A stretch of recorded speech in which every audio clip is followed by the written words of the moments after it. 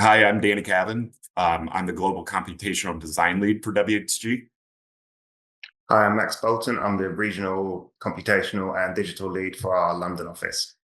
So, how I'm engaged with technology day to day is primarily with Grasshopper, writing different scripts for different facades or developing different building massings. And then with the influx of AI coming through, using it for renderings and also getting design iterations out. And we can also animate using AI. Yeah, I'm similar to Danny, so focused on Grasshopper for kind of geometry development, but also the Dynamo side, so automating repetitive tasks, trying to speed up workflows, and also looking deeper into how AI can influence our business decisions, how we work, and working on the data initiative to start to build up and build out our own internal data so we can begin to design and create custom tools.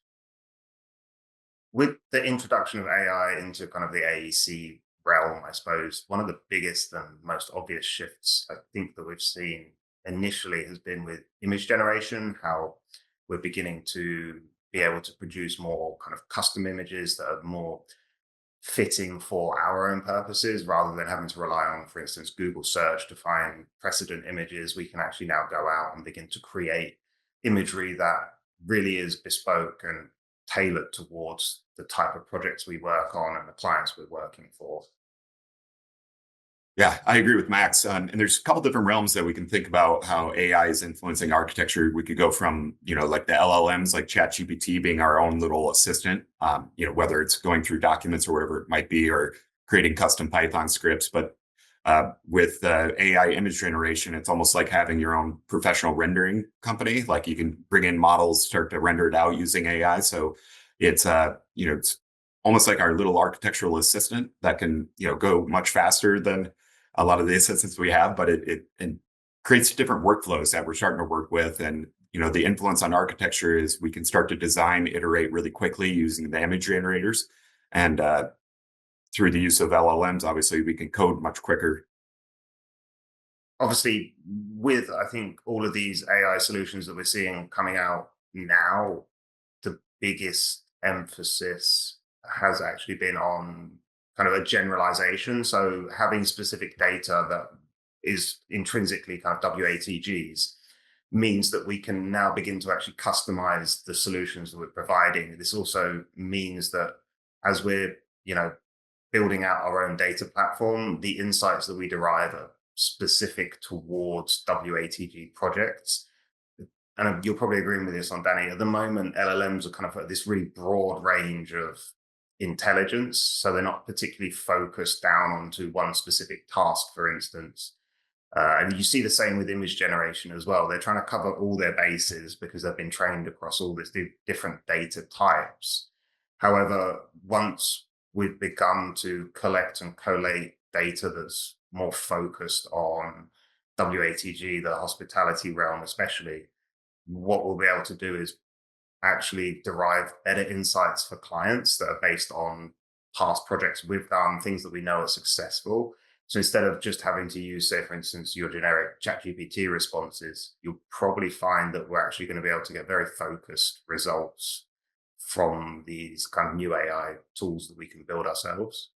Yeah, and it also means that we can pull back on, previous projects. And if clients are coming to us saying, for instance, oh, I want a hotel of, this many rooms and with these kind of facilities, we can now with kind of confidence actually look back at our previous projects and say, hey, maybe you don't need to be, this large in your square meters on these particular areas. And we've found that actually you want more restaurants, for instance, in these markets because we've done previous projects in that region and we know that and we can pull it down now and kind of derive results from that as well. Completely agree, Max. And, I think, like I said previously, we can start to feed the data into LLM. So say it's an area program that we need to jet out or have it correct some areas. But, we also, and Max and I worked on a couple projects where we input what a project is, and it could give us an estimate of what it's going to cost. So Max and I worked on a couple different computational competitions that we literally fed images in and gave it materials and all that stuff and created a generalized estimator. So we can start to estimate different typologies of things. But I think in the creative instinct, we can start to feed reference images, for instance, like of different materials and everything within the AI model. So getting out images through AI generation, we can try to influence what the AI models are doing. So we can start to push those models into almost like a funnel, and we start to bring those models towards what we want our image outcome to be. So influencing the AI is really help direct it. So taking those broader models and start to sync them in, it really helps with in our workflows. AI is a creative partner. Like I said previously, we could feed it in pretty basic models and it's going to iterate different designs. So using it as a creative kind of tool, we're curating what we want it to do through our prompts or even through our reference images. So it's really accelerating that iterative process. So it is absolutely creating an extra tool for us, but we're curating at the same time. So we're giving it the voice, it's giving us the output. Yeah, and I think this is something that the longer I spend kind of using LLMs and image generation tools and these different AI tools, the more I'm beginning to realize they're only as good as what you tell them to do, right? So you still need to be a creative person if you want these creative kind of solutions to come out that are not homogenous in design, they're kind of bespoke each time you're using it. And it's the same goes for when you're using it, for instance, to code. If you don't really know the basics, you're not always going to get the best results out of it. So being able to address this problem, I suppose, with a background already in the creative sector means that actually what we're getting out is far more focused and actually what we want rather than us churning out, 10,000 images and then having to pick out 10 of them. Because we kind of naturally want to create a specific style, we're going to be far more focused on the type of prompts we give and the selection of the images that come back out is going to be far higher quality.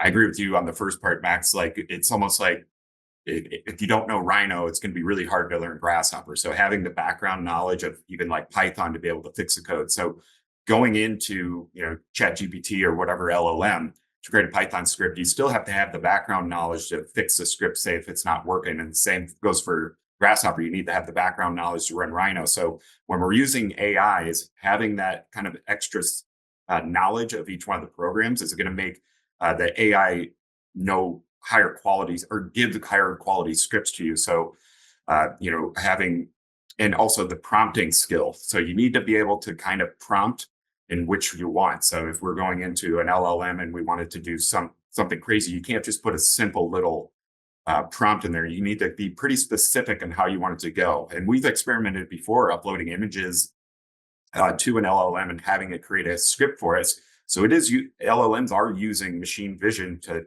analyze an image, but you still need to give it a little bit of a prompt to give it a head start on what you want the final output to be. Yeah, 100%. And I think it's not going to take over the creative kind of jobs or the roles that we play at all. Rather, like we were saying earlier, this is just a little assistant in the background for you, right? It's going to be able to do a lot of things a lot quicker than traditionally you might have to do making a collage in Photoshop, for instance, if you're trying to bring together precedent images. And it also allows you to create more original style imagery as well, especially with the image generation side of it, that's far more focused on what you want. But again, you're always going to have to come in with an idea in your own head. There's no point in just, saying, hey, give me a picture of a building. It's not going to, provide you with anything of, relevance or value. So it's not like we're going to ever lose that creative spark internally, I don't think. And actually, that's only going to help us derive better results from it.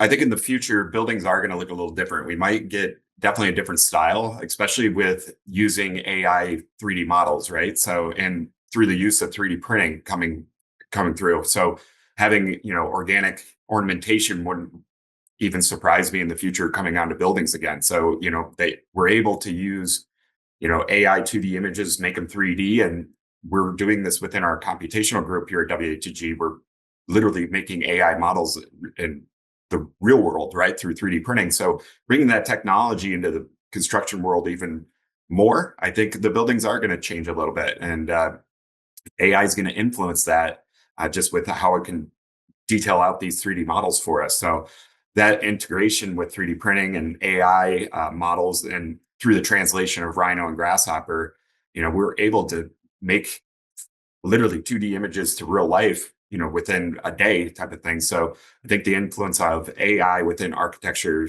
is going to change how we design and how we look at buildings. Yeah, I think we'll also see probably a change on the engineering side as well. In the same way that you're seeing even now, AI is beginning to push out novel approaches to medicines, finding links in illnesses that we haven't seen before. I can imagine that this is going to propagate down through into how we physically build buildings as well. We'll see optimizations in structure or, being able to optimize the layout of your kind of MEP and your HVAC systems, which give us as designers more freedom to experiment more as well in terms of the types of facades that we can, design, or the even, simply down to hopefully we can get thinner slabs on balconies so we can have a sharper, crisper look. Architecture as it's always kind of changed its styles as well, right? It's never stayed in one kind of area. You can see it, from even the 1900s to now. We've had a series of different architectural styles. So I will be intrigued to see what this influence and how this influence would, now we've got these tools that allow us to visualize and describe our ideas better, how they begin to actually filter down into the type of products we're going to see in the future. I think WATG is really open to anything. So experimentation, we're allowed to do that in our computational group chats. They allow us to experiment with AI and all these different building technology systems. And I think it's really, it's encouraging for younger designers, to kind of step up and, talk with us and, have fun throughout their careers. And, at other firms, it might be looked down upon, or, they got to always be billable. But WTG really does encourage experimentation. And, obviously experimentation comes with new workflows. So having fun and, playing around with computational group chats, we're able to come up with new workflows, create new ideas, and allow that kind of creativity muscle to, really flourish. Yeah, I think we're quite forward thinking actually as a company. And you're seeing this begin to emerge now as we're building out our own data platform as well, which is going to allow us in the future to, like begin to harness machine learning and build out our own AI solutions based off of the data that we're capturing as well. So I think we are given that freedom to experiment, but also knowing in the background that we are also building out a very robust system that's going to really enhance what we can do in the future as well. Uh, Good to chat with you, Danny. Catch up Good soon. chat with Max.